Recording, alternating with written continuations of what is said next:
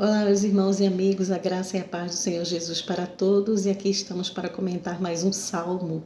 Hoje o Salmo 137, que diz: Junto aos rios da Babilônia, nós nos sentamos e choramos com saudade de Sião. Ali, nos salgueiros, penduramos as nossas harpas. Ali os nossos captores pediam-nos canções. Os nossos opressores exigiam canções alegres, dizendo: Cantem para nós umas canções de Sião. Como poderemos cantar as canções do Senhor numa terra estrangeira? Que a minha mão direita dê fim, ó Jerusalém, se eu me esquecer de ti. Que a língua se me grude no céu da boca, se eu não me lembrar de ti e não considerar Jerusalém a minha maior alegria. Lembra-te, Senhor, dos edomitas e dos que fizeram quando Jerusalém foi destruída, pois gritavam: arrasem-na até os alicerces. Ó cidade de Babilônia, destemida a destruição, feliz aquele que retribuiu o mal que você nos fez. Feliz aquele que pegar os teus filhos e os despedaçar contra a rocha.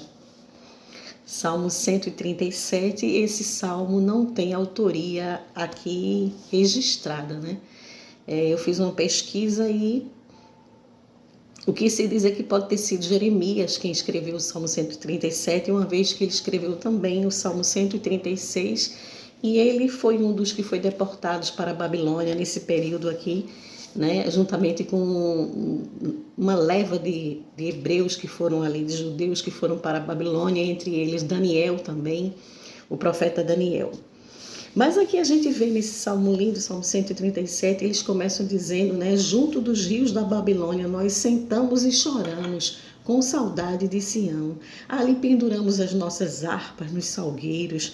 Nós estávamos tristes, estávamos abatidos, estávamos, né, desolados, porque saímos da nossa pátria, fomos levados cativos para a Babilônia, mas aqueles, os nossos opressores, nos pediam canções, cantem, né? Uma das canções alegres de Sião, e eles diziam: como poderemos entoar o canto do Senhor, as canções do Senhor em terra estrangeira? O cativeiro babilônico durou 70 anos, cerca de 70 anos, né? E aí é preciso, para que a gente entenda um pouquinho esse salmo, né, o que aconteceu nesse período. Deus fez uma aliança com o povo hebreu, né? O povo deveria ser um povo monoteísta. O que quer dizer isso? O povo deveria adorar um único Deus. Mas o povo que durante muito tempo, quase mais de 500 anos, se manteve fiel a Deus e foi um povo que obedeceu, de repente o povo começou a entrar por caminhos errados, a recorrer a ídolos, né? Começou a haver muita idolatria, o povo se misturou e Deus então permitiu que o seu povo fosse levado cativo, porque o Senhor queria ensinar algo aos hebreus, algo aos judeus. E aí vem a primeira lição para nós desse Salmo 137, é que todo cativeiro, todo momento difícil que a gente atravessa na nossa vida, seja um deserto, uma situação de deserto, seja uma situação de vale, seja uma situação de cativeiro, ele sempre vem da parte de Deus como um caráter pedagógico, né? Deus quer nos ensinar algo através dessas situações difíceis pelas quais passamos, todos passamos. Em determinado momento das nossas vidas, a gente enfrenta situações difíceis. Eles aqui estavam tão tristes que eles não conseguiam, né? Eles disseram: nós sentamos e choramos, porque estávamos com saudade de Sião, eles estavam com saudade da terra. No cativeiro babilônico, eles perderam 3 coisas importantes, né? Eles perderam a liberdade, eles perderam a terra e eles perderam o templo, que era um lugar sagrado que eles deveriam adorar, um lugar de adoração. Eles ficaram sem essas referências durante o cativeiro babilônico, que, como eu falei, durou cerca de 70 anos. Mas era um caráter pedagógico de Deus. Deus queria ensinar, né, ao seu povo que o povo deveria ser um povo monoteísta, o povo deveria adorar só a Deus. Havia uma aliança entre Deus e os hebreus, entre Deus e o povo judeu, e que Deus seria o seu povo e eles não teriam outros deuses diante do Senhor, né? Está lá nos mandamentos de Moisés, o primeiro mandamento, inclusive, né? Eu sou o Senhor teu Deus, não terás outros deuses diante de mim, não farás para ti imagem de escultura para adorar, nem semelhança do céu, da terra, debaixo da terra, do mar. Deus é um Deus único e Ele é digno de todo louvor, de toda adoração e de a gente ter Ele como o Senhor, o nosso Deus. E Deus queria ensinar isso ao povo. E eu acho que Daniel foi um dos que aprendeu a lição bem direitinho, porque quando Daniel chegou lá, né? Daniel era um dos cativos da Babilônia, e ele viu que aquele povo ali era muito idólatra, que aquele povo, eles não só eram idólatras, como eles eram obrigados, né? Eles obrigavam o povo a se dobrar diante de imagem que eles faziam. Então, Daniel passou por essa prova lá quando chegou, né? O rei mandou fazer aquela estátua, vocês conhecem a história de Daniel, e mandou que todo mundo se dobrasse ali dentro daquela imagem, e aí Daniel se recusou, né, a dobrar os seus joelhos diante da imagem de escultura que foi feita e foi jogado então na cova dos leões, né? Mas o Senhor livrou Daniel. Então, vem uma outra lição para nós, é que mesmo quando Deus permite que passamos por situações de cativeiro, Ele está conosco. Ele não nos desampara, Ele não nos abandona nos momentos difíceis, né? Veja que Daniel estava ali, já cativo naquela terra por conta da idolatria do povo, mas Daniel agora aprendeu que só Deus deveria receber adoração e ele recusou a dobrar os seus joelhos diante da imagem que foi ali posta pelo rei.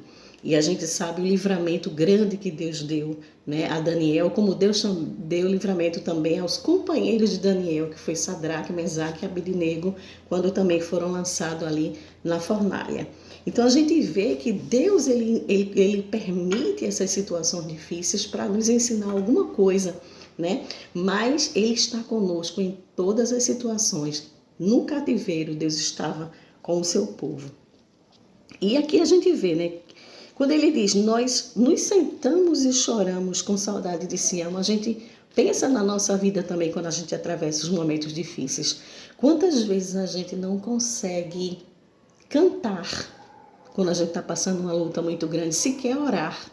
A gente não consegue. Dependendo da luta, você sente uma angústia que você só sabe chorar, como eles estavam dizendo aqui, né? Nós sentamos e choramos. Só que a gente consegue fazer. E é por isso que a palavra do Senhor diz que nesses momentos o Espírito Santo intercede por nós com gemidos inexprimíveis. E Ele leva as nossas orações a Deus, né? Ele leva o nosso sentimento a Deus, a nossa dor, as nossas aflições perante o Senhor. E a terceira lição que a gente pode tirar daqui, né, é que ninguém chega num cativeiro, numa situação dessa, gratuitamente, né? Aí a gente também tem que reconhecer que muitas vezes em situações difíceis pelas quais nós passamos, nós temos uma parcela de culpa nisso, né? E é importante que a gente tenha esse conhecimento, esse reconhecimento e que a gente não transfira culpa, né? Como os nossos pais, Adão e Eva. Ah, Senhor, eu pequei porque foi a mulher que tu me deste que me induziu ao pecado. Aí o homem disse para Deus, a mulher diz, não, mas foi a serpente que me enganou e transfere culpa. É importante que quando a gente estiver vivendo situações difíceis, de dor, né? Situações como uma situação parecida com a escravidão, que a gente lembre também onde é a minha parcela de culpa nisso. Eu tenho alguma culpa, que a gente reflita sobre isso, esses desertos que eu tenho passado, né? Eu tenho alguma contribuição para isso e a gente assuma a nossa responsabilidade nas coisas que a vida nos impõe e que a gente não transfira culpa para ninguém. Ah, foi meu pai, foi minha mãe, foi os meus pais que não me ensinaram, foi